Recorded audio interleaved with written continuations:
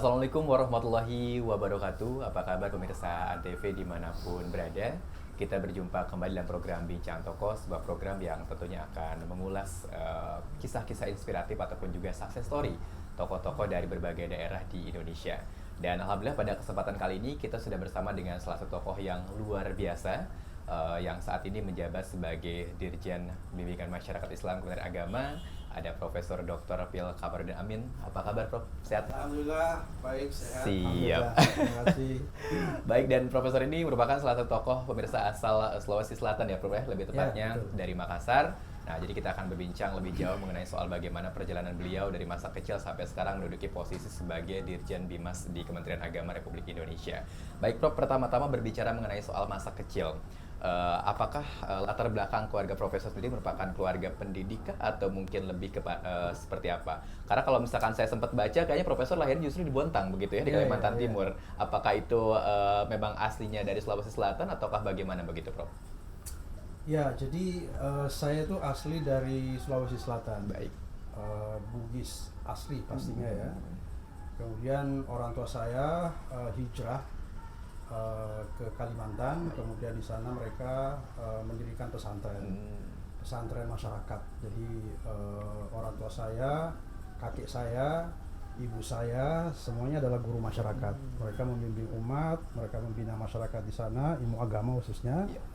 Dan saya kemudian juga ikut ke sana di Kalimantan sampai umur 12 tahun. 12 tahun di Bontang ya, Prof? Saya di Kalimantan, di Santan, Kutai Kartanegara sekarang maksudnya. Kemudian setelah umur 12 tahun Iya. naik ke kelas 2 sanawiyah ya. Jadi dari kelas 1 kelas 2 kemudian dibawa ke pesantren, dibawa ke Asadiyah di Sengkang Kabupaten Wajo. Pesantren tertua di Sulawesi Selatan, pesantren yang juga banyak memproduksi ulama besar sih. Didirikan oleh almarhum Al-Allamah Kiai Haji Muhammad As'ad. Baik. Kemudian punya murid banyak sekali ulama besar di Sulawesi Selatan. Ada Kiai Haji Amudale, ada Kiai Haji Yusmartan, ada Kiai Fabaja, Kiai Gurta Malik, dan seterusnya dan seterusnya. Banyak sekali ulama di situ. Nah, saya belajarlah di situ di pesantren sampai aliyah gitu. Jadi saya menyantri itu 5 tahun. Baik. Sanawiyah sampai aliyah di pondok pesantren di Asadiyah di Sengkang Kabupaten Wajo yang sebentar lagi ini akan bermuktamar. Jadi muktamar karena muktamarnya nasional karena cabangnya ada hampir 300 cabang di seluruh Indonesia. Pesantren terbesar, salah satu di antara yang terbesar. Baik, baik. Ya. Nah, baik, Prof, selama Profesor juga bersekolah ya di pesantren begitu, apakah saya juga dengar sempat kali di umur 14-15 tahun sudah hafal beberapa juz Al-Quran begitu ya? Itu emang sebuah proses pembelajaran yang menurut Prof sulit, apa karena emang dari kecil sudah diajarkan jadi sepertinya mudah saja begitu? Ya, jadi gini, ibu saya dan bapak saya, terutama ibu saya itu mendidik saya, membentuk cita-cita saya itu untuk menjadi topan rita, bahasa Bugisnya itu, artinya ulama. Jadi cita-cita saya sejak kecil itu arahan orang tua saya, khususnya ibu saya, untuk menjadi ulama, menjadi ustaz, menjadi ya ulama lah kira-kira begitu. Betul. Sehingga dibawa ke pesantren. Nah, pada saat di pesantren tidak hanya belajar di sekolah, di madrasah ya, tapi juga tentu banyak aktivitas lain di luar pendidikan formal. Jadi ya karena pesantren ini kan tidak hanya belajar ilmu saja, pembentukan kognitif, tapi terutama karakter ya, kepribadian.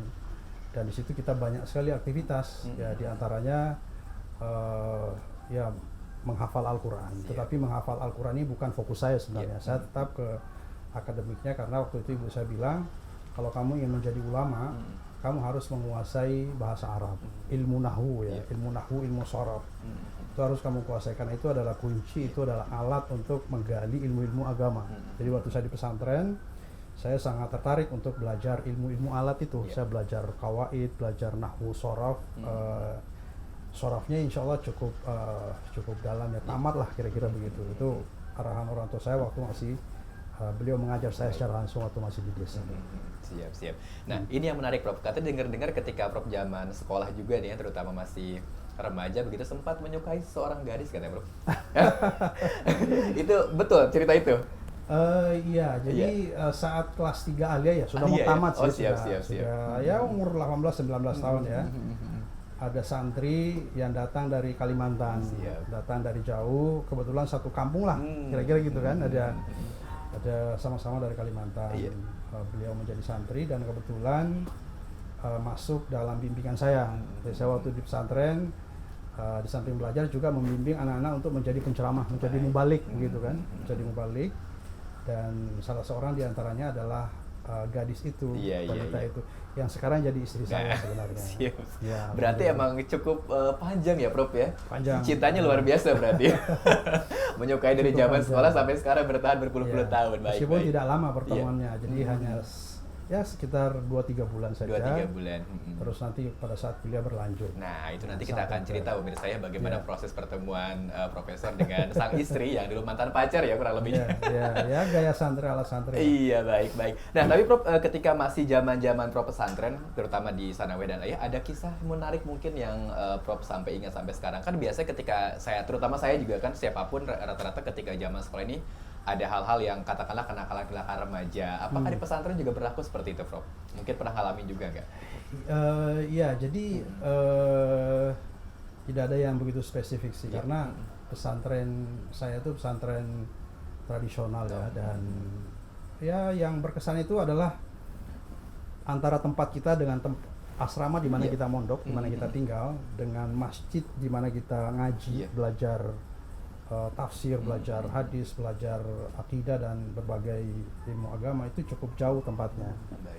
Itu cukup jauh tempatnya sehingga ya perjuangannya lumayan sih, karena harus keringetan untuk bisa sampai ke masjid. Ya sebelum sholat maghrib kita jalan, ya bisa hampir 45 sampai 1 jam berjalan gitu sampai di masjid kita kemudian mengikuti pengajian. Yang menarik sih karena di pesantren saya waktu itu semua dihandle sendiri, Mas. Jadi masak sendiri, nyuci pakaian sendiri, bisa dibayangkan kelas 1 sanawiyah, kelas 2 sanawiyah harus nyuci sendiri, masak sendiri. Kalau semuanya ada sih nggak ada masalah, cuma kan sering juga kita tidak punya Berasnya, sesuatu, betul ya. berasnya nggak ada, sabunnya nggak ada, untuk beli lauknya juga nggak ada. Ya lumayan lah. Siap. Jadi memang sejak Sanawiyah sendiri sudah belajar mandiri begitu ya, Prof ya? Banget ya. Jadi pesantren kita dulu beda dengan sekarang. Kalau sekarang pesantren kan semua udah disiapin ya. Betul. Tinggal makan, cuci, ada laundry segala macam. Dulu masak sendiri. Dan kalau untuk masak sendiri, nyuci sendiri sih sesuatu yang sangat tidak masalah ya. Yang masalah karena sering nggak ada yang mau dimasak.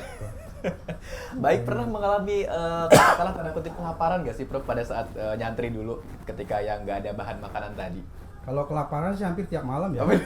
Puasa Kelaparannya karena gini, pulang dari santri, pesantren, pulang dari ngaji gitu, habis isya kan ngaji tuh. Terus antara masjid dengan asrama itu ya bisa 45 menit sampai 1 jam. Jadi ya bisa sampai jam 9 baru sampai di rumah, di asrama. Baru masak. Baru masak, dan kalau minyak kompornya nggak ada, atau sumbunya nggak ada, kan harus berusaha dulu. Jadi bisa-bisa ya jam 10, setengah 11 baru makan gitu. Itu pun makan seadanya saja. Jadi ya itulah yang cukup impresif sih bagi saya, karena mengajarkan kita bagaimana ya bisa merasakan ya bahwa ternyata tidak mudah. Dan itu ada komitmen yang sangat kuat bahwa kita ini sekarang sudah berjuang luar biasa ya. Masa harus begini terus? Betul. Harus sukses lah kira-kira gitu intinya. Wah, ini harus sukses kalau begini, nggak boleh harus ada transformasi. Harus sukses, harus belajar keras gitu. Jadi ya itulah karakter pesantren kita dulu. Siap. Wah, luar biasa sekali. Baik pemirsa ATV, jangan kemana-mana, nanti kita akan kembali tentunya selepas jeda berikut, tetap di Bincang Tokoh.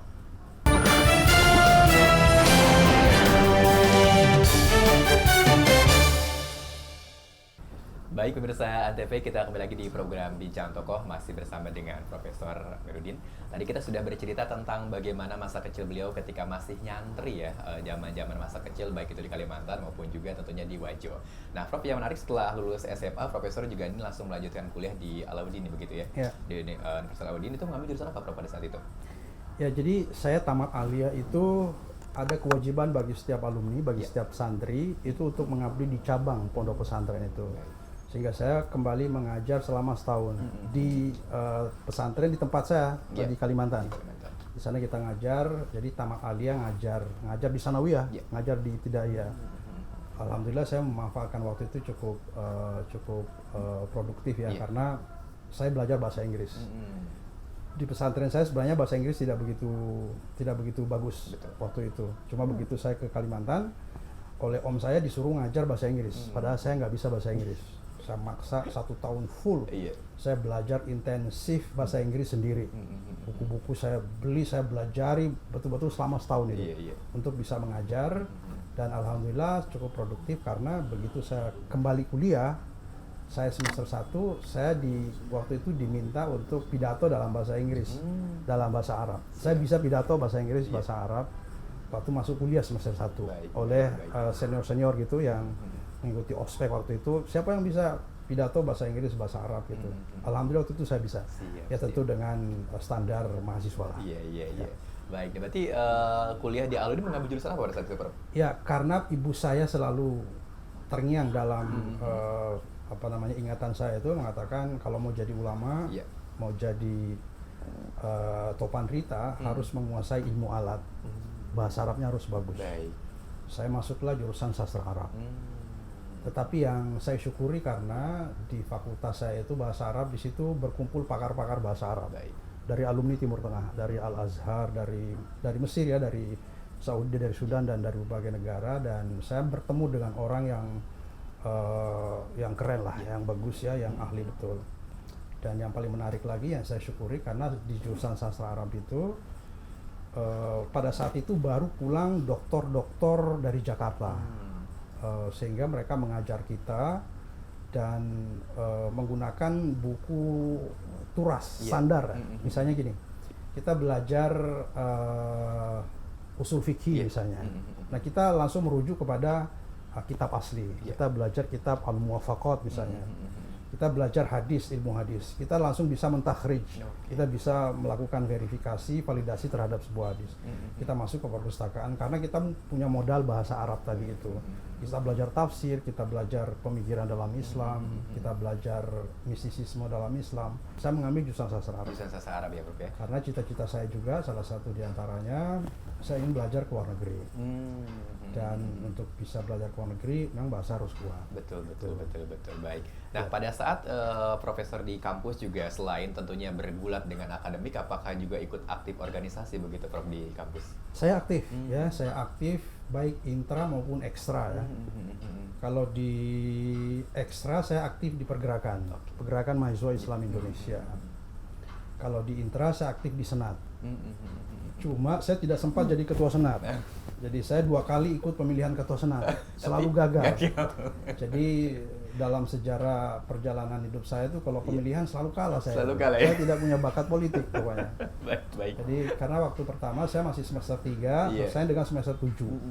Jadi senior banget lah yang saya lawan. Masih ini dan kalah ya. Karena juga afiliasi organisasi ekstra waktu itu cukup kencang juga pada tahun 90-an itu. Jadi anak-anak HMI, anak-anak PMI, anak IMM itu sangat luar biasa berpengaruh masuk ke kampus-kampus gitu kan. Dan kebetulan saya di kelompok yang tidak mayoritas waktu itu. Jadi ya sempat bersaing jadi ketua Senat, tapi tidak sempat jadi. Tetapi alhamdulillah jadi pengurus Senat lah. Jadi pengurus ya, intra dan ekstranya di pergerakan. Tapi lebih banyak, terus terang saya lebih banyak di kajian-kajian sih, kajian keilmuan ya, diskusi-diskusi, membahas pemikirannya Cak Nur, pemikirannya Harun Nasution, bahkan pemikiran pembaharuan tokoh-tokoh kita dari Mesir, bahkan tokoh-tokoh Syiah pun kita pelajari untuk memperluas akademik horizon kita. Lebih banyak aktif sih saya di kajian akademiknya ketimbang sebagai aktivisnya. Siap. Nah, ini yang menarik, Prof. Tadi sempat cerita bahwa katanya pada saat kuliah bertemu kembali ya dengan tamat hati ketika masih sekolah. Nah, ini bagaimana ceritanya ketika di kampus bertemu lagi? Apakah pada saat itu mohon izin, apa umurnya sama waktu itu, Prof? Seumuran apa mungkin istri waktu itu lebih junior? Beda 2 tahun. Beda 2 tahun. Ya, jadi saya semester 5. Beliau datang kuliah di situ. Baik. Ya, dapatlah dia mentor gratis kira-kira gitu ya. Jadi ya biasa di kampus ketemu lagi di pesantren, dari pesantren terus ketemu di kampus. Akhirnya ya intensitas pertemuannya tentu lebih besar ketimbang waktu di pesantren. Ya saling membantu lah, saling saling membimbing. Kebetulan saya senior, beliau butuh bimbingan dan beliau juga bisa membantu saya dalam banyak hal, terutama urusan logistik lah kira-kira begitu. Siap. Nah tapi pada saat itu juga sempat dipisahkan kembali katanya ketika Profesor harus koas juga begitu ya, harus agak sedikit menjauh lagi. Iya, waktu kayaknya kali-kali aja sih ya. Waktu keluar negeri. Keluar negeri, siap. Waktu kuliah S2 di saya Leiden di Leiden. Kebetulan pemberi beasiswanya tidak membolehkan untuk membawa keluarga waktu S2. Setelah S3 di Jerman, alhamdulillah bisa bawa keluarga. Jadi ya sempat terpisah lumayan lah. Iya, sering sempat LDRan juga berarti ya. Iya. Dan tidak seperti sekarang. Iya. Sekarang bisa video call. Dulu susah ya. Surat-suratan.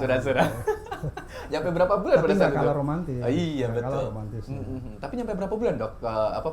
Ketika surat-suratan di luar negeri harus berbalas ke Indonesia? 2 tahun kan? 2 tahun ya? 2 tahun. Saya 2 tahun di S2-nya 2 tahun. Ya tidak terlalu intensif juga sih karena surat ya. Iya, betul. Bisa ya beberapa kali lah. Iya, baik. Nah, lalu sebelum Profesor tentunya ke Leiden juga kan saya sempat baca bahwa Profesor juga sempat diwajibkan ya untuk mengajar terlebih dahulu selama setahun menjadi di alma mater.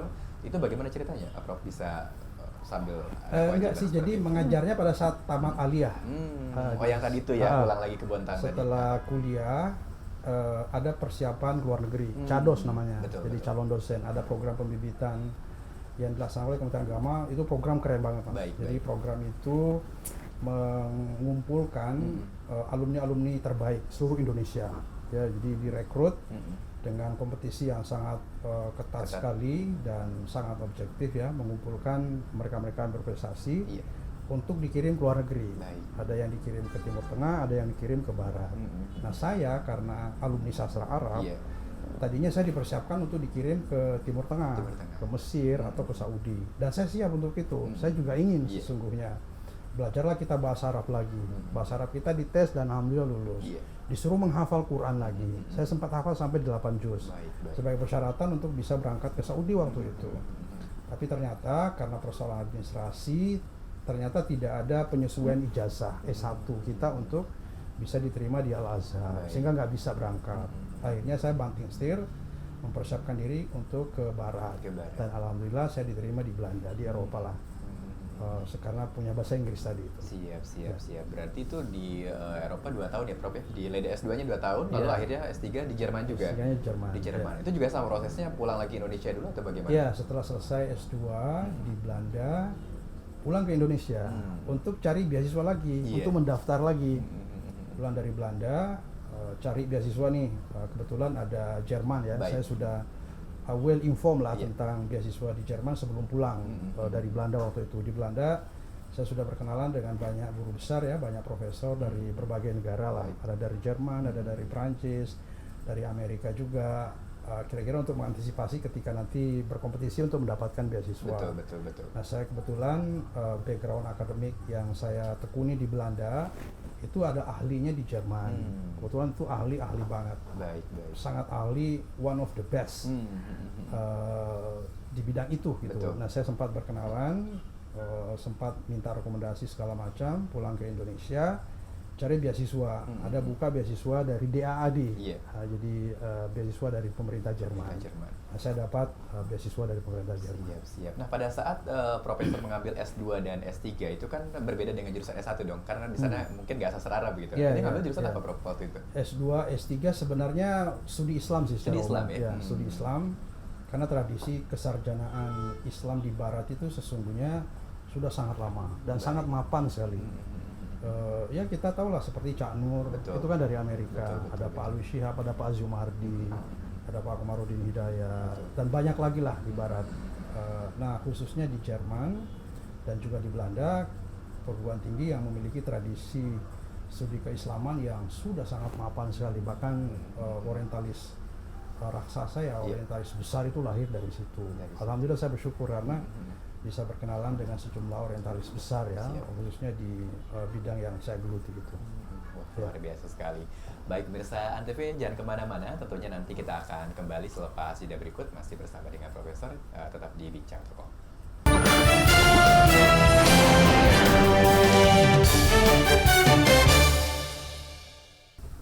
Baik pemirsa Antv, kita kembali lagi di program Bincang Tokoh, tentunya selepas jeda barusan, dan masih bersama dengan Profesor Kamarudin. Tadi beliau sudah cerita bagaimana proses di perkuliahan ya Prof ya, sampai dengan mengambil gelar doktor di Jerman.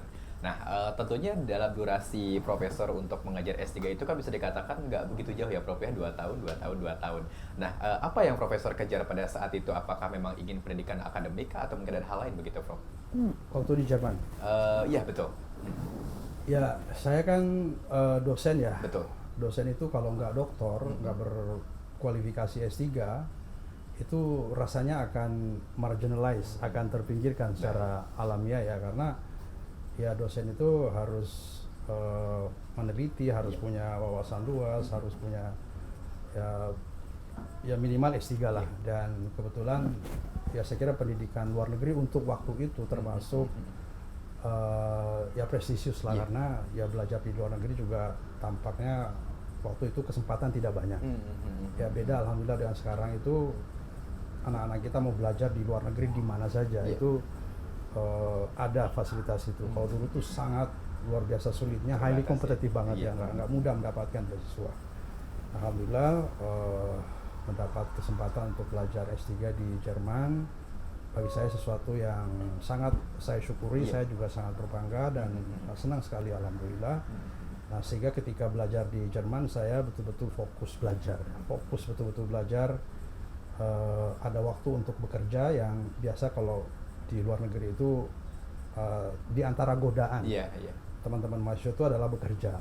Karena bisa mengenerate income yang lumayan ya, kalau pulang bisa beli mobil, bisa beli rumah gitu, sehingga bisa bekerja karena dibayar mahal per jam. Saya tidak tergoda, kecuali hanya beberapa saat, karena itu memang saya merasa everything sudah oke ya untuk akademik saya, sehingga ya pernah juga punya pengalaman sedikit bekerja meskipun tidak banyak. Apalagi di Jerman, ya orang Jerman ini kan waktu di Jerman semuanya dalam bahasa Jerman. Betul. Jadi kecuali saya menulis disertasi dalam bahasa Inggris. Tapi semua tugas-tugas kuliah, assignment semuanya dalam bahasa Jerman. Jadi ya lumayan sedikit kerja ekstra lah dibanding dengan teman-teman yang belajar di English speaking country, karena bahasa Inggrisnya sudah oke. Nah, kita semua harus dalam bahasa Jerman, kecuali disertasi saya minta untuk bisa menulis dalam bahasa Inggris.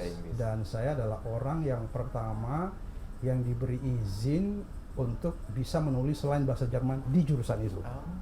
Jadi alhamdulillah pertimbangannya sih kenapa saya menulis bahasa Inggris ya supaya bisa dibaca luas aja oleh komunitas akademik dunia. Siap. Berarti ketika Profesor masih berkuliah di Jerman tadi sempat nyambi apa tuh Dok? Saya waktu itu sempat kerja di restoran. Di restoran? Ya, tapi kasir. Saya jadi kasir gitu. Baik. Jadi ya harus senyum terus ini sampai ini.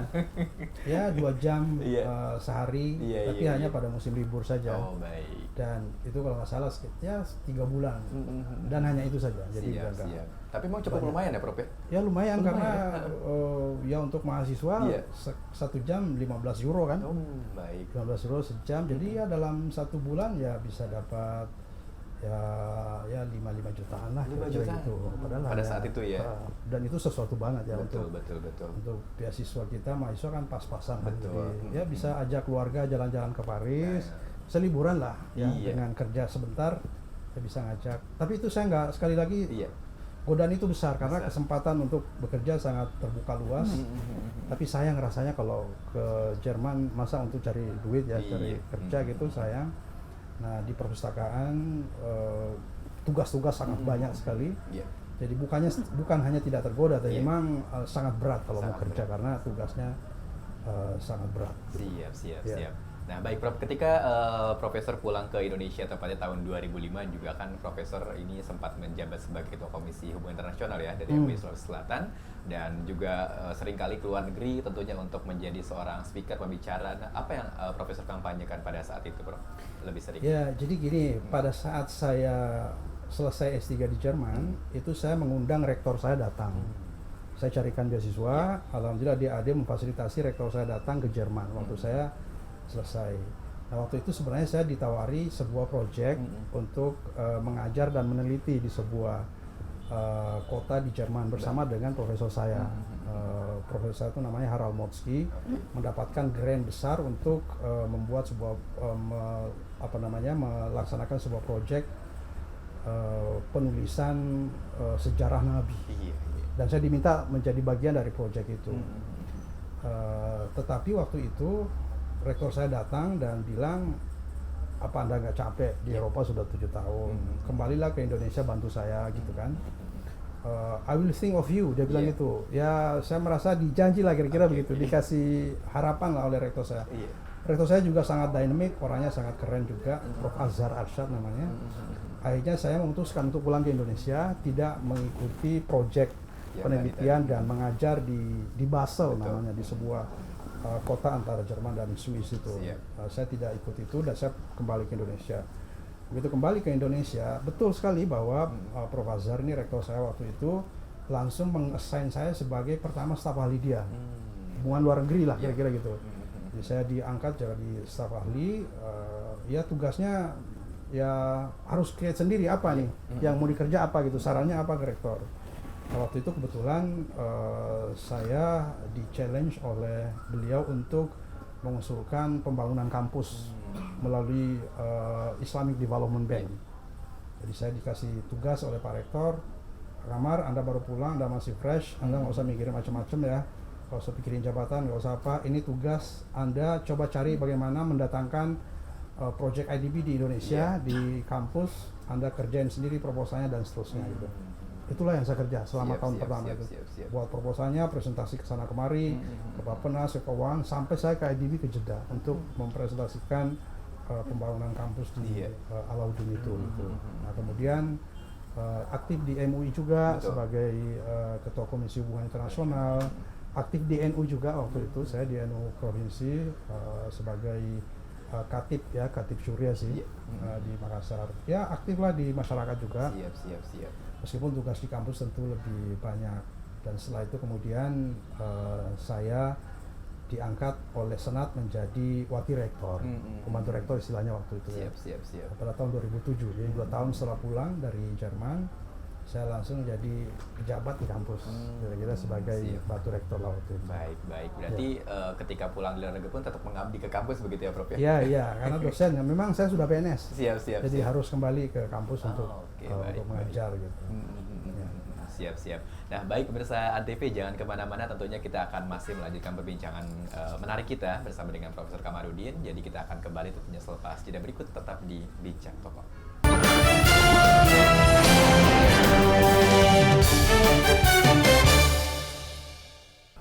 Baik pemirsa ANTV, kita kembali lagi di program Bincang Tokoh. Tadi kita sudah berbincang mengenai bagaimana pengalaman Profesor tentunya ketika sekolah S2 maupun juga S3 di luar negeri, di Eropa tepatnya. Dan beliau kembali ke Indonesia di tahun 2005, Prof ya? 2005 kembali, lalu tentunya diangkat menjadi wakil rektor di tahun 2007 ya, Prof ya? Dan pada saat Profesor menjadi wakil rektor itu kira-kira apa saja yang Profesor kembangkan tentunya untuk lebih mengembangkan lagi Win Alauddin begitu, Prof? Ya, jadi lewat Islamic Development Bank kita melakukan transformasi kelembagaan, transformasi infrastruktur dan sumber daya manusia yang cukup fundamental saya kira ya, karena waktu itu kampus dibangun total gitu. Jadi kampusnya satu kampus dibangun, kemudian ada juga ada pengembangan sumber daya manusia, kita kirim dosen-dosen kita ke luar negeri, baik yang untuk degree ya, mengambil PhD maupun yang sifatnya short course gitu. Kita kirim ke berbagai negara. Saya juga sempat melakukan perjalanan ke luar negeri lah untuk mencari potensi kerjasama dengan berbagai perguruan tinggi, baik di Timur Tengah maupun di Amerika, Eropa. Kebetulan waktu saya studi di Jerman dulu, saya sempat penelitian juga di Mesir ya, di Al-Azhar, sehingga kita kembali mencari potensi-potensi kerjasama itu. Jadi kita melahirkan banyak dokter, kemudian hampir semua dokter-dokter kita kirim ke beberapa perguruan tinggi di Eropa untuk melakukan riset ya, untuk melihat bagaimana sih perpustakaan untuk perguruan tinggi berkelas dunia itu ya. Jadi mereka ada yang ke Jerman, ada yang ke Amerika juga, ada yang ke Kanada, dan seterusnya dan seterusnya gitu. Jadi ya pengembangan SDM dan juga pengembangan visi kampus kita lakukan secara simultan, tentu juga kurikulum, kemudian sistem, ya transformasi digital sudah mulai lah waktu itu ya, meskipun betul. masih sederhana, tetapi ya sudah mulai lah ya. Jadi kemudian penulisan buku kita juga berikan dukungan kepada dosen-dosen yang ingin meneliti, menuliskan bukunya supaya bisa menjadi guru besar gitu. Meng-create guru besar menjadi salah satu yang kita afirmasi ya, kita advokasi dosen-dosen kita pada saat itu. Baik. Nah, apakah prestasi-prestasi yang Profesor kembangkan tadi yang akhirnya membuat Profesor ditarik menjadi Sekretaris Dirjen Kementerian Agama pada tahun 2012 ya, betul seperti itu, Prof? It was really surprising ya bagi saya, karena saya tidak pernah membayangkan akan ke Jakarta. Saya tidak pernah membayangkan akan jadi birokrat. Baik. Saya waktu itu mau jadi rektor sebenarnya. Jadi saya menjadi calon rektor. Waktu itu lagi-lagi saya kalah, ya kan? Waktu dipilih senat. Baik. Tapi tidak jauh bedanya, tidak jauh. Dan memang umur saya dengan calon menang itu jauh sekali, beda 16 tahun. Senior jauh, ya senior saya lah, dan saya sangat hormat kepada beliau. Beliau juga sayang lah kira-kira kepada saya, karena beliau jadi rektor, saya tetap diangkat sebagai wakil rektor, padahal saingan saya kan. Saya periode berikutnya, saya bercita-cita mau jadi rektor gitu. Itu dream saya ya, untuk menjadi rektor. Saya tidak pernah membayangkan mau jadi birokrat. Tiba-tiba saya ditelepon oleh kepala biro kepegawaian waktu itu. Ini Prof Kamar ya? Siap, ya ini Kamarudin Amin. Anda besok hari Kamis tolong ke Jakarta, jam 2 Anda mau dilantik oleh Menteri Agama. Saya bilang, wait, tunggu dulu, saya bilang, maaf, saya mau dilantik jadi apa? Dia bilang, itu rahasia negara. Saya bilang, oh tunggu dulu Pak, saya bilang gitu. Saya sampai, tunggu dulu, saya bilang gitu. Saya tanya dulu, saya tanya istri, tanya teman, tanya beberapa orang yang kira-kira bisa saya konsultasi lah. Sampai waktu itu saya tanya ke Prof Nasar, Nasruddin Umar, waktu itu dia wakil menteri. Saya bilang, Prof, saya ditelepon mau dilantik, cuma saya nggak tahu mau dilantik jadi apa. Beliau bilang, oh kalau gitu ntar saya tanya dulu. Dia juga ini. Nah akhirnya nanti saya telepon 1 jam kemudian. 1 jam setelah itu beliau telepon bahwa Anda akan dilantik untuk menjadi Sekretaris Dirjen Pendidikan Islam. Sekretaris. Kalau direktur saya tahu waktu itu kan, kalau direktur kan sering berinteraksi lah. Tapi kalau sekretaris apa ininya ya? Saya belum ada bayangan sama sekali. Beliau menyarankan diambil, dan ya namanya juga mau dilantik menteri, masa nolak kan gitu. Ya, akhirnya saya ke Jakarta, kemudian menjadi Sekretaris Dirjen. Itu sama sekali tidak ada plan, tidak ada usaha, tidak ada ikhtiar. Itulah yang barangkali disebut takdir ya. Takdir tidak bisa dilawan. Siap. Takdir, ya saya ditakdirkan menjadi Dirjen tanpa ada tidak ada angin, tidak ada hujan, betul-betul ditakdirkan sebetulnya. Betul. Apakah mungkin itu karena itu tadi Profesor sering berinteraksi dengan direkturnya sendiri mungkin, Prof? Waktu itu dirjennya Pak Nursyam. Prof Nursyam. Prof Nursyam ini juga kenal sih sebelumnya. Saya beberapa kali diundang ke Surabaya waktu dia jadi rektor untuk menjadi narasumber. Tampaknya dia kita saling mengenal, tapi perkenalannya pun menurut saya superficial. Saya belum dekat lah waktu itu. Saya tahu beliau rektor, beliau tahu saya latar belakang saya. Nah beliau dirjen waktu itu. Tampaknya beliau di belakangnya. Beliau yang narik, mengusulkan ke menteri untuk saya diangkat jadi Sekretaris Dirjen. Baik. Nah ini yang menarik juga, Prof. Setelah 2 tahun Anda menjadi Sekretaris Dirjen, tiba-tiba 2 tahun kemudian jadi Dirjen Pendidikan Islam. Itu bagaimana juga ceritanya? Nah, itu juga sama, itu takdir. Jadi Pak Lukman waktu itu Menteri Agama menggantikan Pak Surya Dharma. Menteri Agama periode pertamanya Pak Lukman ya. Jadi periode pertama Pak Lukman itu sekitar 4-5 bulan ya sebelum kabinet berganti. Waktu itu saya menjabat sebagai Sekretaris Dirjen. Saya nggak tahu apa pertimbangannya Pak Lukman. Saya hanya teringat, saya nggak tahu itu betul atau tidak, tetapi waktu itu seluruh dirjen diminta presentasi. Saya mewakili Pendis. karena dirjennya Pak Nur Syam Iya. lagi menjadi sekjen, jadi kosong, dirjennya memang kosong. Baik, baik. Saya sekretaris. Saya diminta presentasi tentang pendidikan Islam, tentang program Pendis. Saya merasa waktu itu presentasinya, perasaan saya ya, Allahu a'lam, menurut yang lain, perasaan saya bagus presentasinya. Cukup detail dan saya memang sudah mempersiapkan karena menteri baru nih. Menteri baru ya harus membuat kesan yang Betul. kesan pertama yang bagus lah kira-kira gitu. Saya presentasi detail dan saya nggak tahu apakah lewat itu beliau terkesan. Saya langsung dipanggil oleh beliau. Ditanya, Iya. ada siapa, ada dari mana, latar belakangnya. Saya ceritalah begitu kan. Kemudian minta CV beliau. Iya. Saya kasih CV saya setelah itu. Nah, setelah itu dia kirim ke istana, ke presiden untuk di TPA-kan ya, Iya. tim penilai akhir oleh presiden. Dan begitulah ceritanya, langsung jadi dirjen begitu saja. Baik, baik, baik. Jadi lagi-lagi itu takdir, Iya. lagi-lagi saya dengan Pak Lukman tidak kenal sebelumnya, hanya kenal pada saat itu. Iya. Ya saya nggak tahu pertimbangan beliau apa, sehingga beliau mengusulkan saya untuk menjadi dirjen. Siap, Dan siap. itu cukup lama, saya 8 tahun Betul, Pak. di Pendis. Nah itu 8 tahun di pendidikan Islam ini bagaimana Profesor bergelut dengan pendidikan Islam di tanah air pada saat menjabat menjadi dirjen pendidikan Ya. Islam begitu Pak? Ya, insya Allah sih ada sejumlah transformasi yang kita lakukan ya. Ada beberapa capaian ya. Saya kira kalau boleh saya tidak bermaksud untuk mengklaim ya, tentu dengan prestasi bersama. Misalnya waktu itu kita punya program 5.000 dokter. Baik. Jadi begitu saya dilantik jadi dirjen, waktu itu kita langsung meluncing program 5.000 dokter di istana. Dan alhamdulillah ini cukup populer di luar negeri. Waktu itu kalau Anda jalan ke Eropa, ke Amerika, ke seluruh dunia lah, itu ada mahasiswa kita di situ.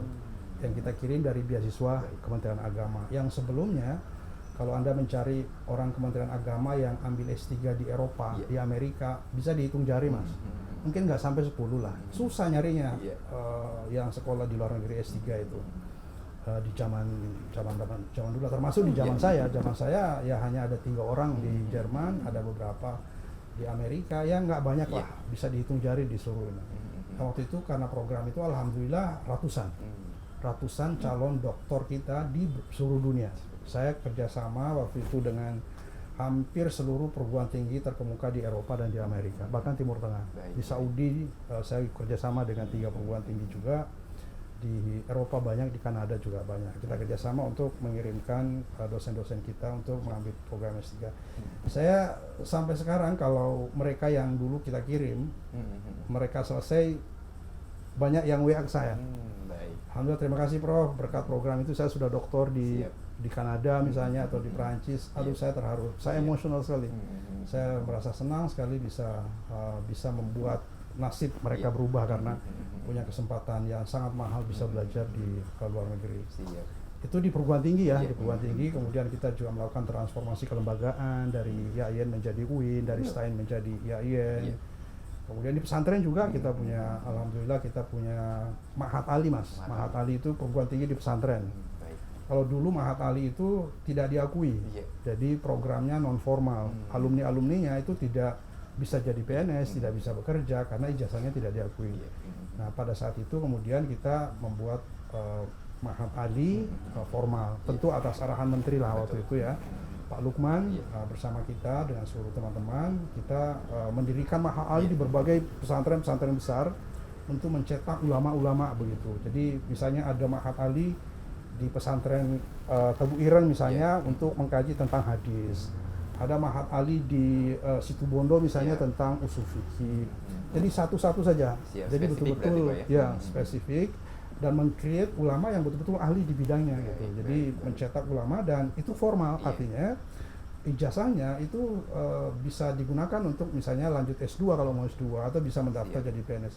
Formal, ijazahnya sama dengan perguruan tinggi keagamaan negeri, swasta yang lain gitu. Kita juga waktu itu ada madrasah diniyah formal juga. Di madrasah diniyah kita formalkan gitu. Ada banyak sekali lah saya kira ya, karena cukup lama ya. Tahun itu ya. Siap. Baik, nah pemirsa Antv jangan kemana-mana, nanti kita akan kembali tentunya di segmen selanjutnya, tetap di Bincang Tokoh.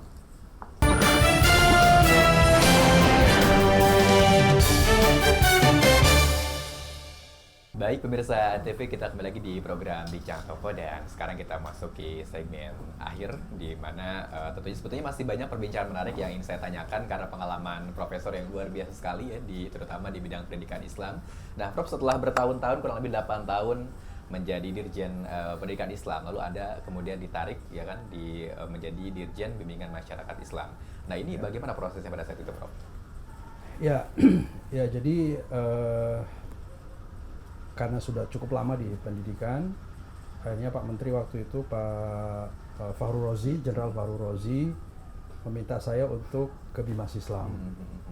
Dan tentu bagi saya kehormatan dan tentu saya dengan sangat senang ke Bimas Islam ini. Dan menurut saya Bimas Islam ini cukup challenging ya, juga tantangannya tidak kalah dengan pendidikan. Kalau di pendidikan itu sudah formal karena kita punya perguruan tinggi, madrasah, pesantren, ya pendidikan formal lah. Betul. Nah kalau di Bimas Islam ini kan masyarakat ya, berkaitan langsung dengan masyarakat dan spektrumnya ternyata lebih luas, jauh lebih luas karena mengurusi masalah umat, masalah keagamaan dari lahir sampai meninggal. Jadi spektrumnya sangat luas. Meskipun memang ya anggaran agama ini sebenarnya tantangan kita dibanding dengan anggaran pendidikan jauh ya, karena pendidikan ya sudah ada undang-undang yang khusus gitu. Tetapi ya dengan anggaran yang terbatas, alhamdulillah Pak Menteri sekarang Gus Yakut punya program prioritas yang sangat keren yang diamanahkan kepada Bimas Islam, yang menurut saya itu sangat luar biasa dan sangat bersyukur sekali beliau punya program. Misalnya revitalisasi KUA itu genuine dari ide beliau, dan menurut saya itu cerdas sekali karena KUA ini kantor urusan agama yang berbasis di kecamatan yang memiliki peran yang sangat fundamental ya dalam kehidupan beragama di Indonesia, karena layanan publik kita itu sangat besar sekali di KUA. Nah beliau mungkin juga berdasarkan pengamatan beliau saya kira ya, karena beliau juga backgroundnya adalah pesantren, backgroundnya adalah orang santri gitu, sehingga mungkin sebelum jadi menteri juga sudah mengamati juga begitu masuk. Nah program salah satu yang di Bimas Islam ini adalah revitalisasi KUA. Menurut saya ini keren banget dan tantangannya sangat besar. Kalau boleh menyebutkan misalnya kita punya persoalan makro keluarga Indonesia, ketahanan keluarga mas. Sekarang ini angka pernikahan di Indonesia itu sekitar 2 juta pasang setiap tahun. Tetapi yang bercerai setiap tahun itu 400.000. Artinya 20% peristiwa nikah itu bercerai. Kita bisa bayangkan kalau 400.000 pasang bercerai, artinya ada 400.000 janda setiap tahun. Ada 400.000 duda setiap tahun. Ada ratusan ribu anak yatim setiap tahun. And pasti create social problem. Pasti menciptakan masalah-masalah sosial. Nah ini makanya kita perlu memitigasi ini, kita perlu mengambil langkah-langkah strategis untuk bisa memitigasi agar ketahanan keluarga ini bisa kita rawat dengan baik. Belum lagi perkawinan dini, perkawinan anak juga masih sangat tinggi, meskipun undang-undang sudah dirubah ya, bahwa menikah minimal 19 tahun, tetapi faktanya karena memang dimungkinkan kalau pengadilan agama misalnya memberi dispensasi, bisa menikah sebelum 19, 18, 17. Ya tentu pengadilan agama pasti punya kriteria juga. Tapi faktanya di lapangan masih puluhan ribu juga. Ini juga tantangan ini.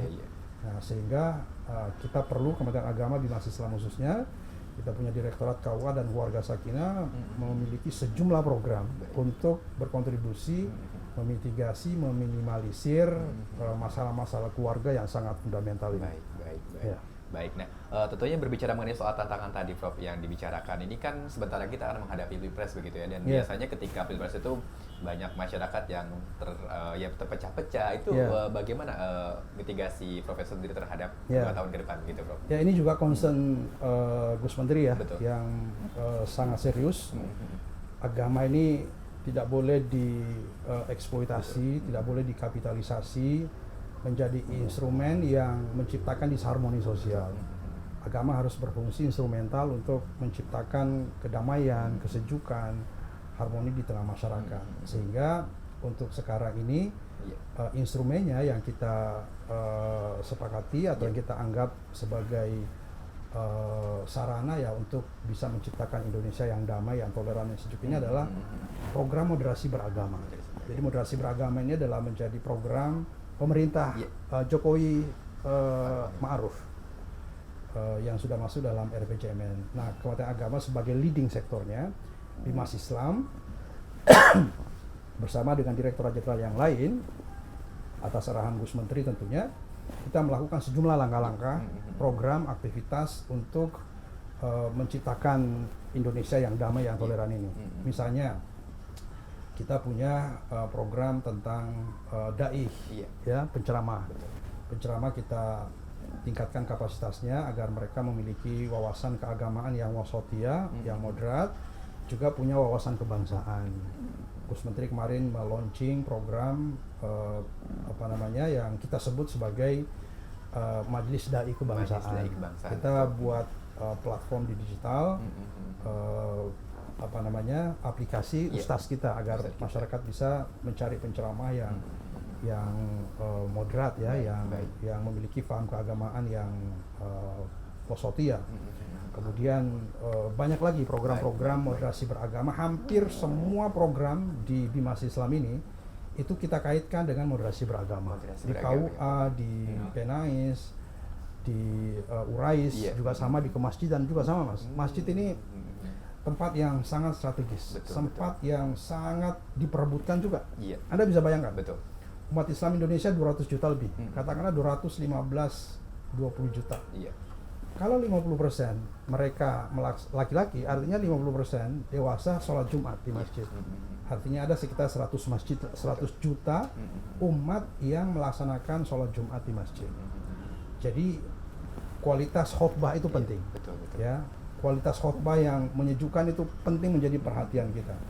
Kalau khutbah dijadikan sebagai sarana untuk menyampaikan hate speech, untuk digunakan untuk menyebarluaskan kebencian, itu sangat luar biasa pengaruhnya. Oleh karena itu, Menteri Agama, Gus Menteri juga punya program yang sangat serius, program prioritas untuk bagaimana masjid ini bisa menjadi tempat untuk menyampaikan pesan-pesan agama yang damai tadi itu.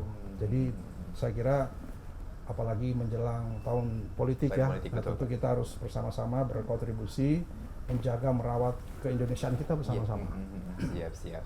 Nah, lalu terkait dengan program MTQ sendiri, Pak, yang biasanya menjadi salah satu program rutin ya dari Bimas, seperti apa untuk persiapannya? Ya, MTQ ini kan program yang sudah membudaya, bahkan sudah menyejarah, ya. Dan ini engagement pemerintah daerah sangat luar biasa. Ini salah satu atau satu-satunya program yang melibatkan Pemda sangat luar biasa. Nah, MTQ ini kita laksanakan setiap 2 tahun. 2 tahun. Ya, kemudian ada MTQ, ada STQ. Jadi setiap tahun lah kita melaksanakan itu. Siap. Jadi Bimas Islam ini termasuk mengurusi masalah MTQ. Kebetulan saya ex officio sebagai ketua umum LPTQ Nasional, Lembaga Pengembangan Tilawatil Quran Nasional. Kita juga mengirim qori kita, hafiz-hafiz kita ke luar negeri. Kita kirim ke Amerika, ke Turki, ke Saudi, ke Iran. Dan yang sangat membanggakan adalah hampir semua negara anak-anak kita juara, minimal juara 2. Kemarin saya sendiri mengantar langsung ke Amerika, ke Washington, di Maryland dilaksanakan. Alhamdulillah anak kita juara 2. Kemarin di Saudi juara 2 juga. Jadi tilawah, hifzul Quran, Indonesia termasuk yang keren lah. Jadi kita laksanakan setiap minggu, setiap di kabupaten kota, provinsi sampai nasional. Baik. Jadi sudah banyak kemajuan ya, Prof, ya. Baik, siap. Nah, Prof, terakhir Prof, berbicara mengenai soal tentunya tadi kalau misalkan kita sudah berbincang banyak tentang perjalanan hidup Profesor, itu sepertinya kayaknya lebih banyaknya mulusnya gitu ya, takdir mulusnya. Nah, ini kira-kira sebetulnya ada nggak sih prinsip yang Profesor pegang dari kecil sampai dengan sekarang, mengatakan Profesor menjadi seseorang seperti sekarang yang bisa di-share kepada pemirsa Antv ini, begitu, Prof? Kalaupun ada capaian saya ya, yang patut saya banggakan, itu berkat doa orang tua saya, berkat doa ibu saya. Jadi saya sangat yakin itu, Mas. Jadi saya ini kan dalam perjalanan hidup saya sering sekali menemukan hal-hal yang bahkan di luar dari ekspektasi saya. Dan saya yakin itu karena Tuhan mendengarkan doa ibu saya, doa bapak saya, yang saya tahu waktu kecil beliau sangat mendidik kami dengan penuh cinta, dengan penuh harapan tentunya. Betul. Dan mudah-mudahan mereka sekarang tersenyum karena apa yang dia doakan setidaknya sebagiannya mungkin sudah tercapai. Meskipun saya merasa bahwa ya belum ada apa-apanya sih. Jadi kalaupun ada kalaupun ada yang boleh saya banggakan misalnya, ya itu karena doa ibu Doa orang saya. tua. Saya sih bekerja berusaha maksimal saja, ya sesuai dengan sunnatullah saja. Tapi kan ada takdir, ada Allah yang tentu sudah mengaturnya semua, dan saya percaya bahwa doa itu bisa merubah takdir. Saya percaya bahwa doa itu mempengaruhi perjalanan nasib setiap orang, dan saya merasakan bahwa apa yang saya capai, kalaupun ada yang saya capai, itu tidak terlepas dari doa orang tua saya. Siap, orang tua ya, luar biasa sekali pemirsa Antv.